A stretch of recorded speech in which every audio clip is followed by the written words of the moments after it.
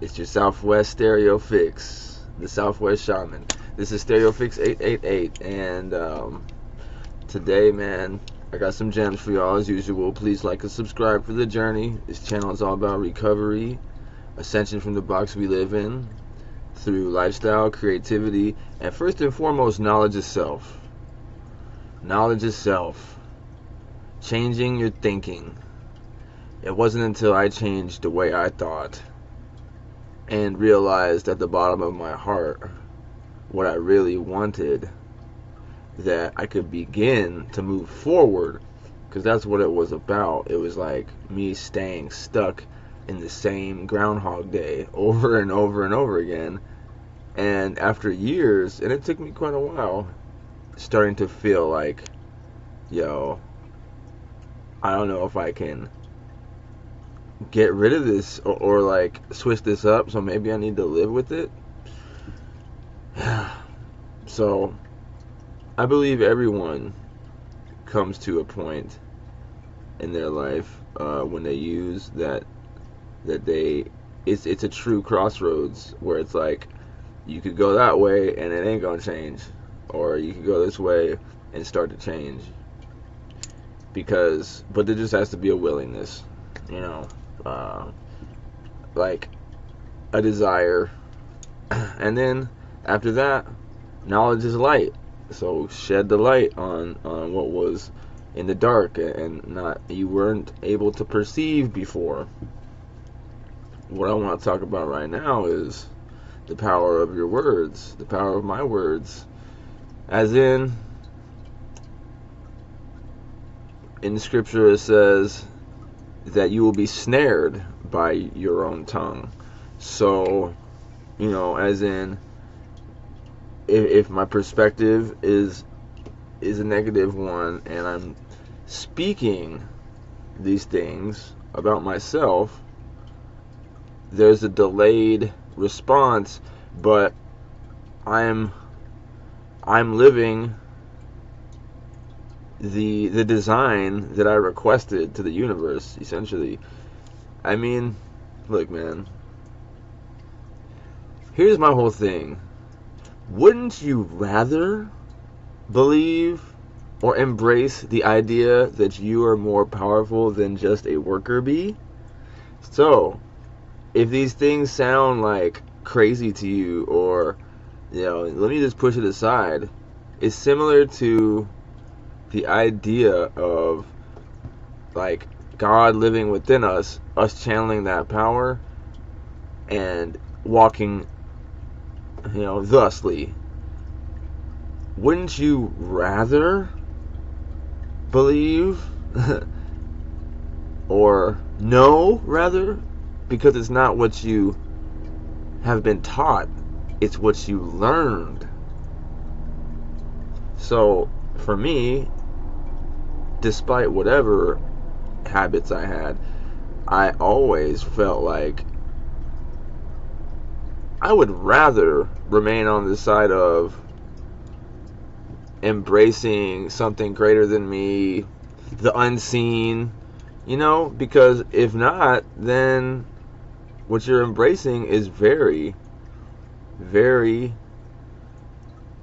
well, plain, and specifically it's three-dimensional, which is where the powers that be wants you to remain, is in a box, a three-dimensional box, you know, left, right, up, down, back, forward. But what about in and out? And what about that voice in your head? And what about all the other things that are perfectly in sync with the way that the flow of nature aligned with us? But also, if you reflect where you are right now, where I'm at right now is wow, because I remember thinking that all I wanted was to be able to have the situation essentially that I have. And here I am. So I do remember thinking that. That's what, and even writing it out, you know. So look, man, it's like a tree. Like, you plant the seed, and then you might see indications that the seed is growing, but it's not like you're gonna see the tree immediately the next day. The micro and the macro, perfect example. And I always use the example of water in the form of ice, steam, and liquid. The unseen, the physical, you know. Another thing I want to talk about here, man, as far as recovery goes, right, is the whole trying to fill a void and how it goes when I get clean and I need to fill the void, because there's a massive void left. And I was good at doing drugs. I was really good. That's not a hireable skill, unfortunately, but nonetheless, it gave me a purpose in an odd way. I was really good at it. And it gives you instant something to relate to with another person, I suppose. Well, what do I fill the void with, man? Am I trying to... It's like, what I went through for a long time was thinking that by simply being in a relationship, I was succeeding in life.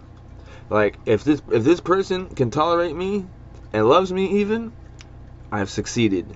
Therefore, I do not have to give attention or focus to my own life. I can just live through this person's life vicariously. Here's the thing. Obviously, that ain't gonna work forever. But the relationship I had went into at a time when, yeah, if I had stayed on my own path, I may have gotten clean sooner. But I went into a relationship with a person who was far more experienced in that arena than me. I mean, by far. So I had all sorts of false, preconceived notions. And what I want to drive home here is, now I've learned that what I need going into any relationship, romantic or not, is agreements instead of expectations. Like, because we could throw something out there, agree, find a way to agree, a middle ground if necessary, boom. That way, the whole expectation thing just sets you up every time. And whether I'd like to think it or not, I'm sure I had expectations. And I was highly unavailable. But here's the thing. I hold a lot of trauma, you know what I'm saying? And I've processed through a lot of stuff. But here's the thing, man. Whether it's me just stubbing my toe and taking it out on a person, or subconsciously taking out years of abuse on a person, self-awareness is the first step to dealing with that. Like, you can't just walk around like, if I just fucking break your glasses and then don't acknowledge that shit was wrong. Like, yo, sorry bro, this is something I gotta do. And just be oblivious to the fact that I just fucked up your day. I don't know. Maybe that's an extreme example, but what I want to say is that we need each other, but I can't depend on that validation to create the person that I want to be, because that's only going to come from inside, not outside. And on top of that, if I can't cultivate those feelings myself, how is this other person going to do it? I mean, because I have a expectation that they should, maybe, and that I don't know how to do it, so I'll never do it. It's on them. Oh man, like, it's so important for me to just be able to step into the feeling that I want, because being clean is a byproduct of that, and success is a byproduct of that. It's just about me deciding who the F I want to be, and now at this point I have this really tried to detach from a lot of things that I held that, well, made me care so much about what another person thinks. More than I would even ever admit or even thought that I did. But in actuality, I was really concerned about how you perceived me. You know? So much that, like, my identity became the trauma.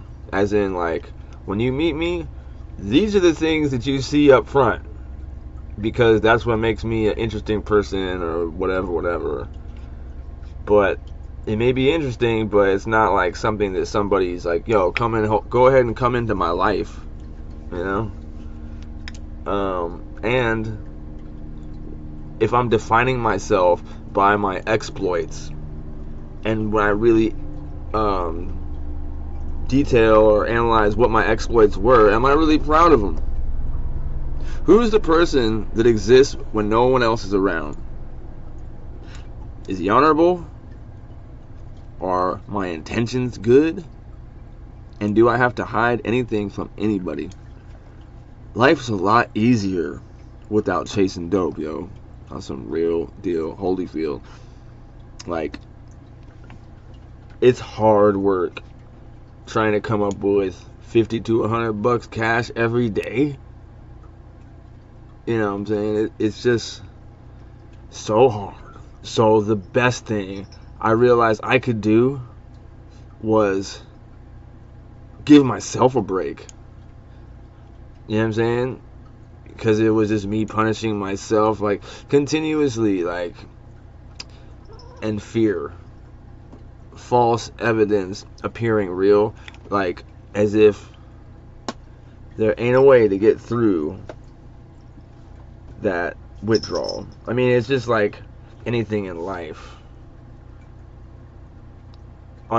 Discomfort, pain even, on the other side is where you want to be, but you gotta go through it. So, yo, I'm signing off on this right now, man. Thank you. Like and subscribe, please. Your SouthWst StereoPHiX, the SouthWst Shaman. This is StereoPHiX 888. More music, art, plant designs, all that coming. Thank you, yo. Peace.